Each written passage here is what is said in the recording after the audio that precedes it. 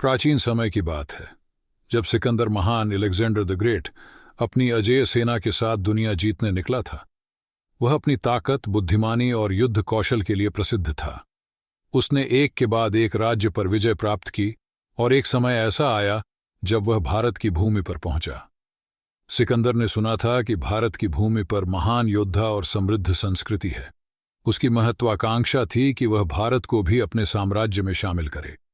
लेकिन भारत पहुंचते ही उसे राजा पोरस के राज्य के बारे में जानकारी मिली। राजा पोरस एक साहसी और स्वाभिमानी राजा थे। उनके राज्य की रक्षा के लिए वे किसी भी हद तक जाने को तैयार थे। सिकंदर ने पोरस को संदेश भेजा कि वे बिना युद्ध किए आत्मसमर्पण कर दें, लेकिन पोरस ने साफ शब्दों में उत्तर दिया, हम अपनी स्वतंत्रता के लिए आखिरी सांस तक लड़ेंगे। यह सुनकर सिकंदर ने युद्ध की तैयारी शुरू कर दी। दोनों सेनाओं के बीच एक विशाल युद्ध हुआ। सिकंदर की सेना बहुत शक्तिशाली थी, लेकिन पोरस और उनकी सेना ने वीरता से मुकाबला किया। पोरस के हाथी सेना ने सिकंदर की सेना को खूब परेशान किया। कई दिनों तक युद्ध चलता रहा। अंततः सिकंदर ने पोरस को घेर लिया और उन्हें बंदी बना लिया।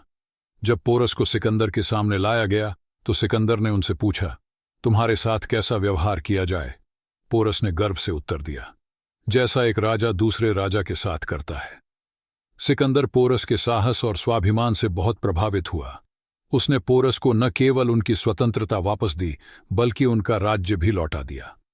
सिकंदर ने पोरस को अपना मित्र बना लिया और उनकी वीरता को सदा याद रखने का वचन दिया। यह कहानी हमें सिखाती है कि सच्चा साहस और स्वाभिमान किसी भी परिस्थिति में हमें झुकने नहीं देता। राजा पोरस की तरह यदि हम अपने आदर्शों और स्वतंत्रता के लिए डटे रहें तो हमारी पहचान और सम्मान हमेशा जीवित रहता है।